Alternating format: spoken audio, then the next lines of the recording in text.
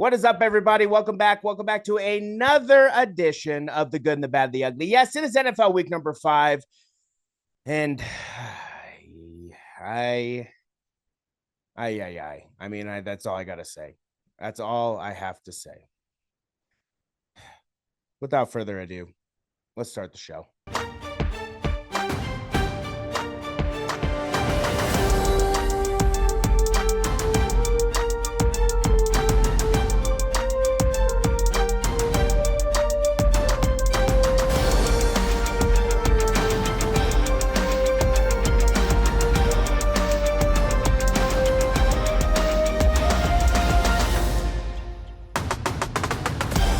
Welcome back.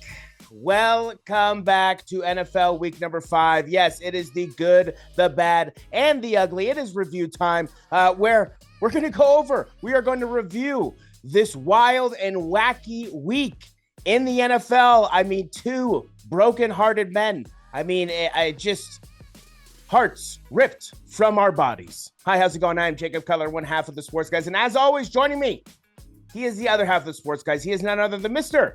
Brandon Sullivan. Brandon, I know how you're doing because I'm feeling the exact same, but I just got to ask. I mean,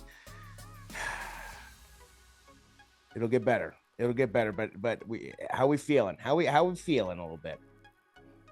Yeah, obviously going to the game was fun. It's tradition, to go to a game with my grandpa every single year. We've been doing that for a long time. And obviously the streak the streak ended when COVID came along, and yeah, they didn't even allow us to even play games without fans in the stadium in Santa Clara. We had to go to Arizona. So that was a really weird year, but we're back and going each year, and it was fun. I mean, there were some really big plays, obviously, that happened in that game, and it was a lot of back and forth. Honestly, even though we lost, I enjoy the close games more than the blowout, even if we're blowing people out.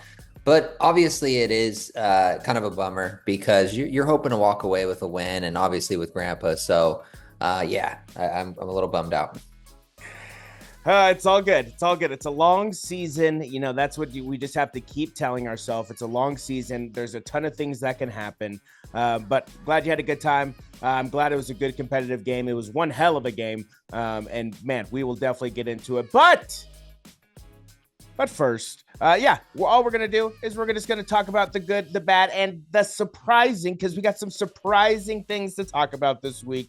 But I mean, we got to go over our picks episode last week. The audio was messing up with my editing.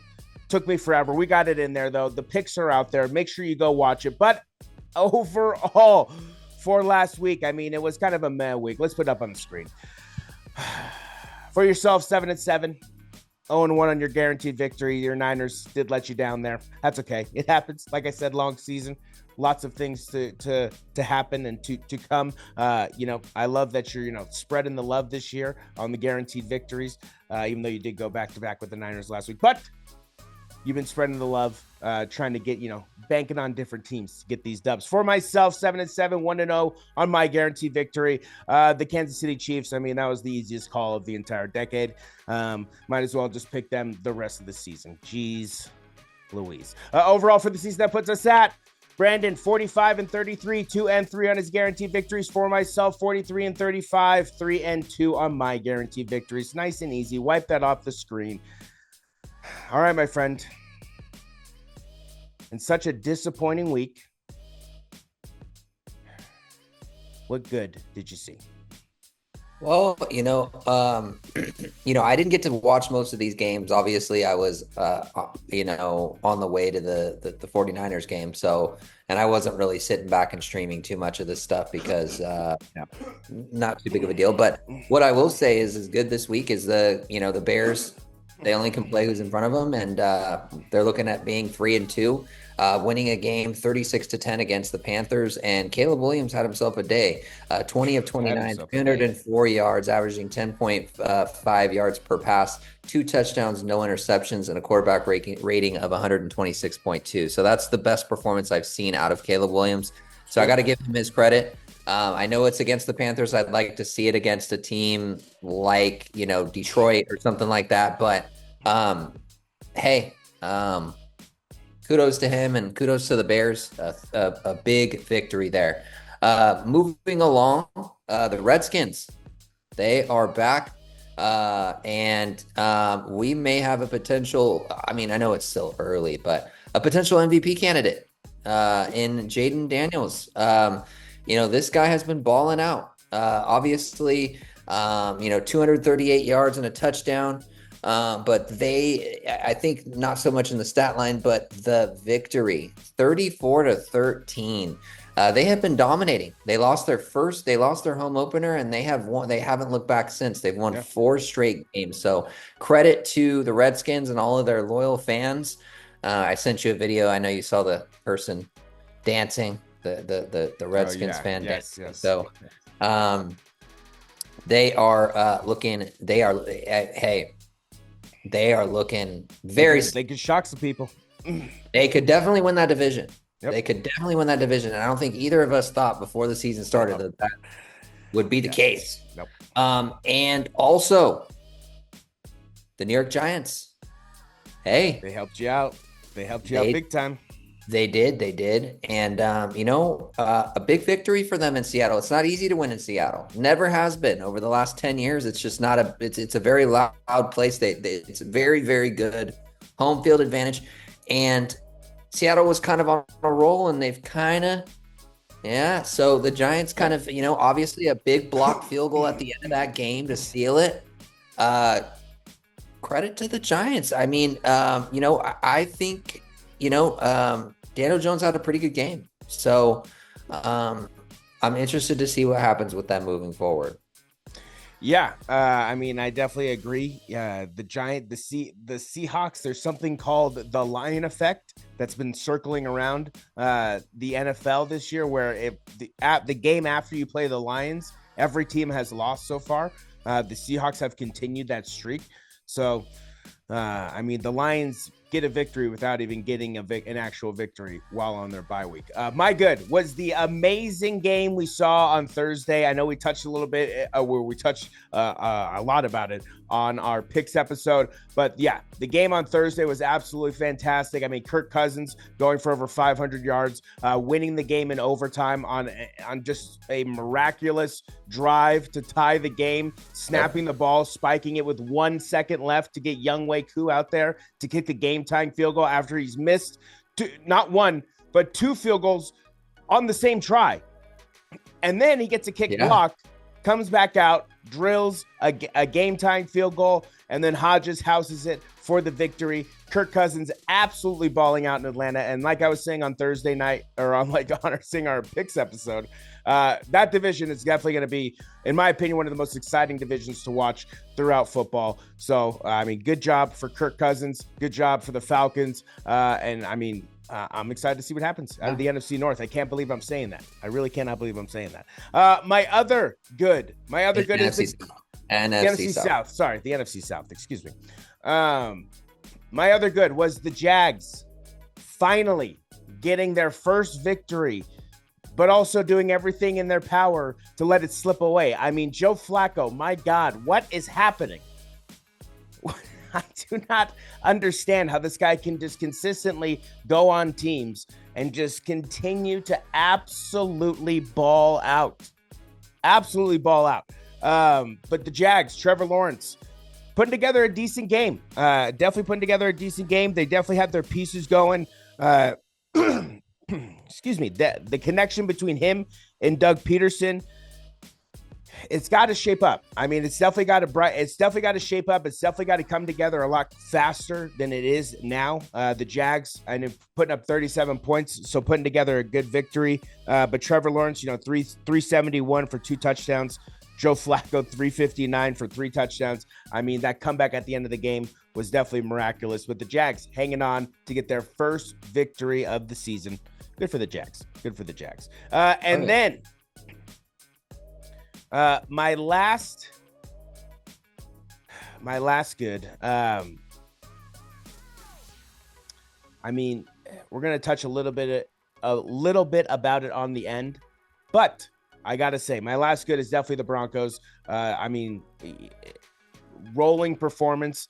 there at home, absolutely dominating the Las Vegas Raiders. Yeah, the Falcons, the Jags, and the Broncos. Those are my three good. What are your three bad? What bad you got for us today? Yeah, I got to start off with the Jets. Obviously, the game in London. I did get to see most of this. Because I was up pretty early, and that was an early one that I didn't even leave for the game yet. So then, just Aaron Rodgers did not look good. 29 of 54, 244 yards, but two touchdowns, but 3 interceptions, and a quarterback rating of 42.7. So just a really abysmal game for Aaron Rodgers. Receivers didn't help him out necessarily, but I mean, we're not going to make excuses here. The guy's supposed to be one of the greatest quarterbacks of all time, and he has yet to deliver. And I know he's come back, but there's plenty of players that have come back. I mean, look at Joey B. The guy came back and took his team to the Super Bowl. So I don't want to hear the excuses. Sure. He's got to do something. That's just in my opinion. I don't want to take anything away from his career, but that game was awful. And they had a chance there at the end. And what does he do? He throws an interception and ends the game. So obviously credit to the Vikings. Jets have got to do something. Outstanding right now. To turn things around. Second, 49ers. Obviously, I witnessed the game. Just an all-around, just a poor performance, Unfortunate that Jake Moody got hurt trying to make a play on the kickoff return. High ankle sprain on his kicking foot. That put us without a kicker, obviously, and there was a time where we were basically in the red zone, and we had to go for it on 4th down because, if we would have taken the field goal, there's a good chance we would have won that game. So from Jordan Mason fumbling to Brock Purdy not getting good protection, but then to Brock Purdy holding onto the ball too long, I can't point it out and say that it was one person, but that was just an all-around rough, very rough performance. And it's another 10-point lead that's blown in the second half by Kyle Shanahan. So I'm going to say the coaching was poor. It was not good coaching from the defensive coordinator, not good coaching from Kyle Shanahan. Quarterback play was subpar. I love Purdy, but it was.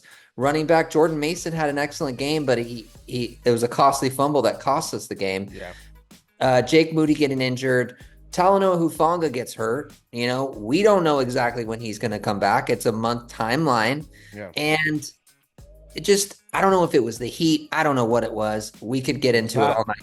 49ers dropped their second of their last 3 games. They dropped to 2-3. The Seattle Seahawks. Helps you out. Boy, that made me feel a little bit better because I thought for sure they would beat the New York Giants. I almost did a guaranteed victory on them.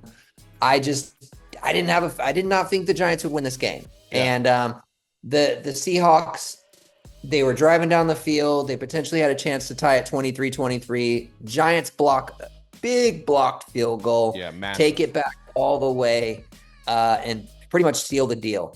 And so that right there helped us from having to deal with the Seahawks going to would it have been 4-1, and we would have been 2-3. That's a big ground to make up. Now we have a chance to be tied for first place on 500. On Thursday. So Seattle, you lost that's a pretty big game to drop at home. That's a gimme game. And those games you can't give up. Yeah, I like it. Yeah. My bad. I'm going to save them for my last one, but my bad. We can talk about them first. It's fine. Cause notice we're not wearing their apparel. We're not going to wear their apparel anymore the rest of the season on the show. I don't know if I can do it. I don't know if I can do it. Just the utter heartbreak, just the torture, the torment that this team puts me through. The Bengals drop an absolute heartbreaker at home after Joey B yet again delivers another MVP-like performance. 5 touchdowns, only 1 interception it was just a gimme interception. It was a terrible play. 42 fantasy points. Jake told me to start him before the game.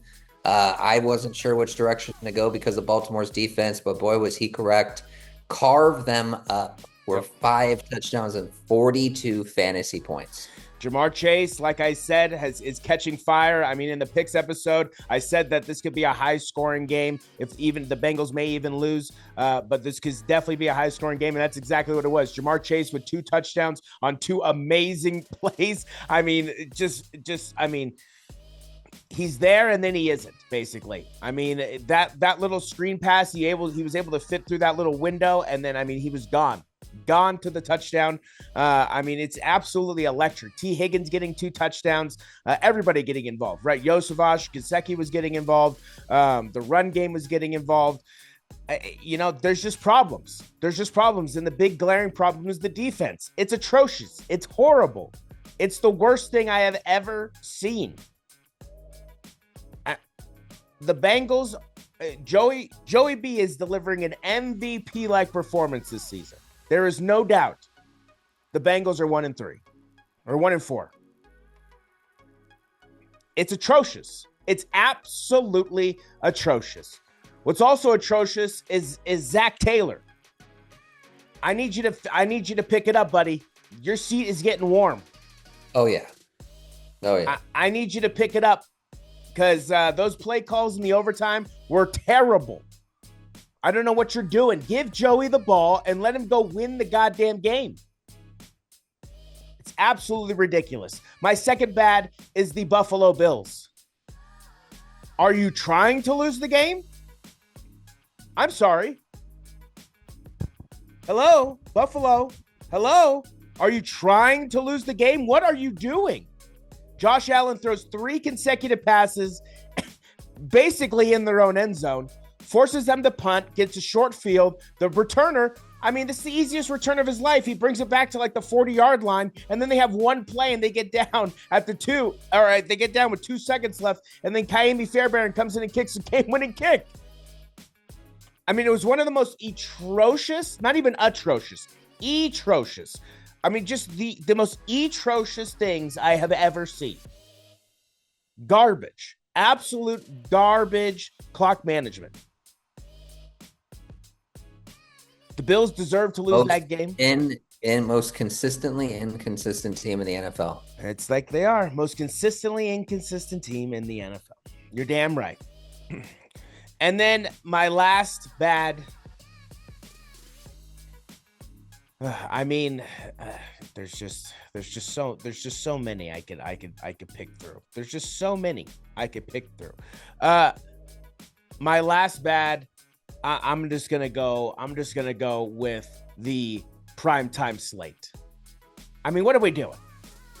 Cowboys, Steelers, Chiefs, Saints. That's the best that we can do.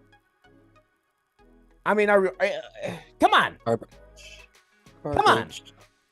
I mean, the Cowboys game was an absolute snooze fest. I mean, it was so bad that even God himself did not want the game to happen. He was trying to do everything in his power to make sure that game wasn't happening. He was raining, lightning, doing everything he could to delay the game. He didn't even want to watch that game. So, I mean, can we please? I didn't watch the game. You didn't miss anything. Dak did get a game-winning touchdown. Woohoo! Cowboys still irrelevant. Steelers definitely falling back down to earth. And then the Chiefs, Saints. I mean, it's just a snooze fest. I mean, what are we watching? Yeah. No offense to Derek Carr and the Chiefs, but I mean, I don't need to see Taylor Swift on my television 50 times to watch a game, okay? You know what you should do? Flip over to the Manning cast. Shout out to those guys. And just watch Bill Belichick commentate on the games. It's absolutely hysterical. But yeah, I mean, it's just, primetime slate, bad. Brandon, you're surprising. What's surprising? Anything surprising you? Well, Bengals. 5. I mean, just blowing a lead, and I thought they had it in the bag, honestly. I had a little bit of red zone on while I was at the game. I was like, oh, they got this. And then I was like, wait a minute. I started checking scores and I was like, oh no, typical Bengal faction. And we see some collapsing. I thought there was no way in hell that they were going to blow this lead, especially with the way that Joey was playing. I thought the defense would stand their ground, and boy, was I was just wrong, Yeah. completely wrong. And special teams was garbage. I know you're not happy with your special teams too. I know you mentioned defense, but your special teams as well. As far Yeah, as the I know, they rookie didn't do holder. well I mean, either. the rookie Yeah, holder. I yeah. mean, it's just So bad place. the Bungles, the The Bungles. Bungles, the Bungles. Surprising the Broncos. I mean, what do Very much we so. have here with your guy Bo Nix in your city? Oh, Nick. You guys, your team. I mean, I mean, it's easy for you. You don't, no Bengals. You can just go right on ship with the Broncos. You're right at home. 3-2. So congratulations to you. Your Broncos have advanced, and they are 3-2 and a 34-18 victory. They snapped an 8-game winning streak by the Raiders, and so it was a gamble for me to pick Denver. But I just had a feeling. I just had a feeling that they're on a roll. They're on a roll. They're on a roll. They're on a roll. Yeah. Sean Payton is. We're seeing Sean Payton coach like we did back in New Orleans right now for the moment. We don't know if that's going to change next week, and the NFL is hard to predict. It really is. Yeah. But Broncos. And last but not least, to me, it was surprising that it happened when it did. Robert Saleh getting breaking released. Breaking news. Duties. Yep. Security walked him out. He didn't even have the opportunity to say anything to his team. Has that been confirmed? I saw reports. I'm not sure if it's accurate or not, but I'm assuming he didn't say anything to his team when he got released. Yeah. So I know there's a lot of 49er fans that want to see him in the mix. I'm not going to say I'm for it or I'm against it. I don't really know. I think it wouldn't be fair to Nick Sorensen because he hasn't really had an opportunity. And what kind of culture is that when you give a guy 5 games and just say, okay, goodbye. Like, we know you've been growing organically with the organization, but we're going to bring Robert Saleh in. And so I'm not too sure. I mean, I think we're going to see how everything pans out, but very shocking. Aaron Rodgers was out for the season last year, and then 5 games. They're struggling a little bit, and it wasn't necessarily Robert Saleh's fault that they lost against Minnesota. I mean, the Jets had a chance to win the game, and it's true. Who threw the interception? It wasn't Robert Saleh. So there's a lot of reports going around, a lot of reports flying around. That was the most surprising thing of the week for me. I didn't anticipate it was going to happen after week 5. I thought it would happen late in the season. Yeah. I mean, definitely, I completely agree. Now, reports are, like you said, he did get escorted out by security. There's also other reports that basically state that he was in a meeting with the coordinators and he just demoted Nathaniel Hackett from play calling duties and promoted somebody else to calling plays. And then I guess Nathaniel can't hack it. Yeah, Nathaniel can't hack it, that's for sure. And then I guess, a couple hours later or whatever, what have you, Saleh's gone. So I don't know what's going on there in the Jets building, but I do have something to say. I mean, and we'll get a little drum roll in here. Can I get a little drum roll, please? I would like to announce the brand new New York Dumpster Fire.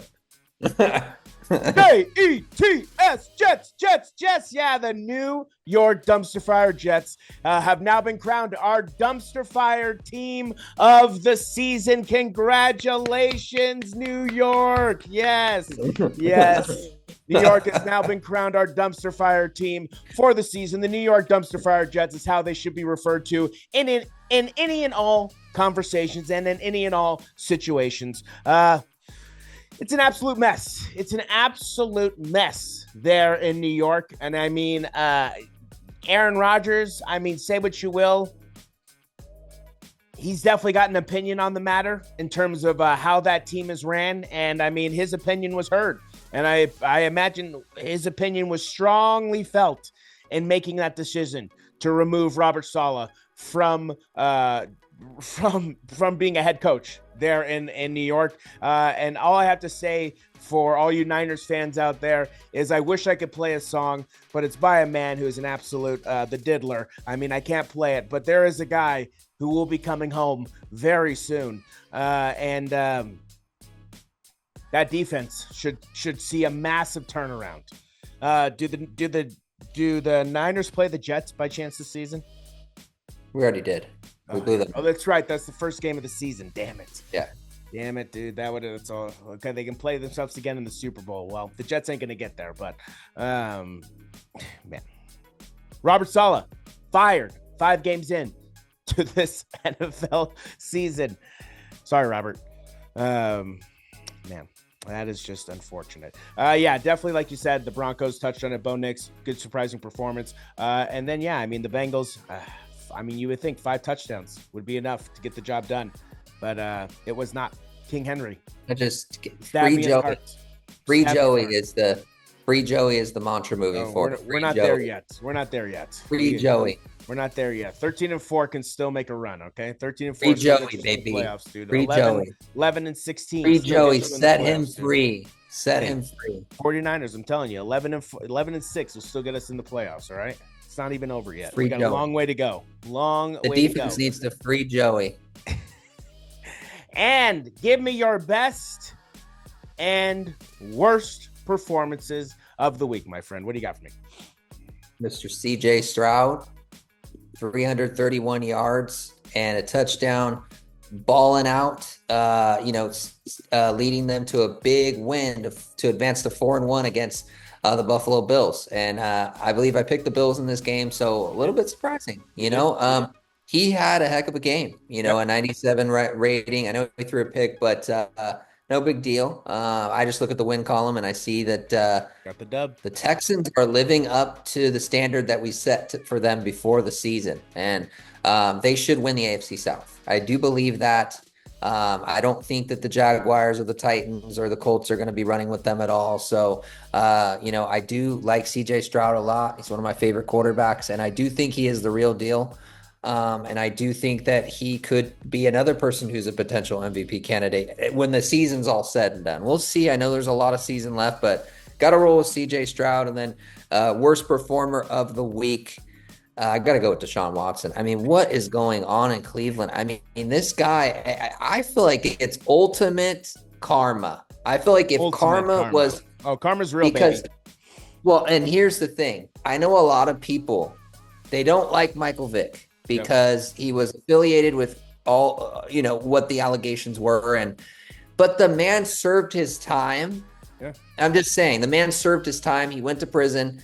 I'm not saying that it completely eradicates anything that he was involved with, or, I don't condone anything that happened there, but he accepted his punishment, did his time, came back out and had MVP caliber seasons.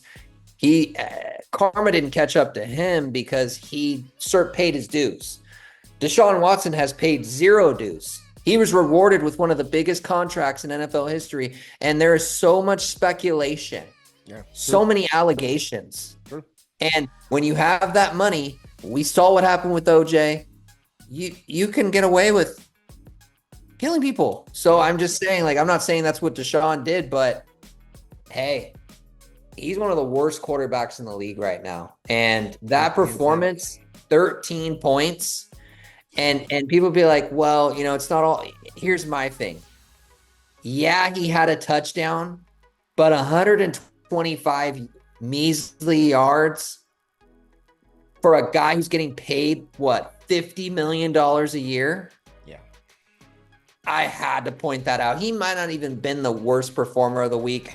In my eyes, though, subjectively, that is the worst based on all of what I put on, as far as the factuals, the evidence that I put out there, worst performance of the week. Yeah, I love it. I mean, it will go down as the worst trade in NFL history, in probably sports history. That's for sure. Yeah, I mean, mine are going to be Kirk Cousins and, just Aaron Rodgers, man. Aaron Rodgers I know the game was close, but 3 picks in London, not good. I don't know what's going through his head. Not good at all. Not good at all. And that'll do it. And that will do it for this edition of The Good and the Bad, the Ugly. Yes. Thank God. Thank God we are done with NFL week number 5. We're moving on. We are moving on. Get it out of our minds. Oh, my goodness. So happy to be done with it. Thank you very much for joining us. Thank you very much for tuning in. Brandon, any last words for the people? Yeah, obviously I'm sitting here again saying, hey, can we have can we have a bounce back week again for both of our teams? We both kind of went through two very rough losses and two games that we had in the bag. Our teams both failed at home and lost a tight one on the final possession of each game. So I'm hoping that, both of our teams can give us something to cheer for. Please give us something to cheer for. I mean, that's all the man is asking for. Is that so much? Honestly, is that so much? Just give us something to cheer for. Oh my goodness. Okay, we're done with NFL week number 5. We are on to NFL week number 6, which means our picks episode will be coming up on Friday. No audio issues this time. They'll be dropping. Our picks will be ready to go. I mean, we got a 500. We're at 500 this week, so nay good, nay bad. So I mean, we'll bounce back. We'll bounce back like we always do. That's gonna do it for this edition of the good, the bad, and the ugly. I am one half of the Sports Guys, Jacob Cutler. He is the other half of the Sports Guys, Brandon Sullivan, and together we make up the Sports Guys, and that is gonna do it. Until our picks episode, Brandon and Jake, we're out.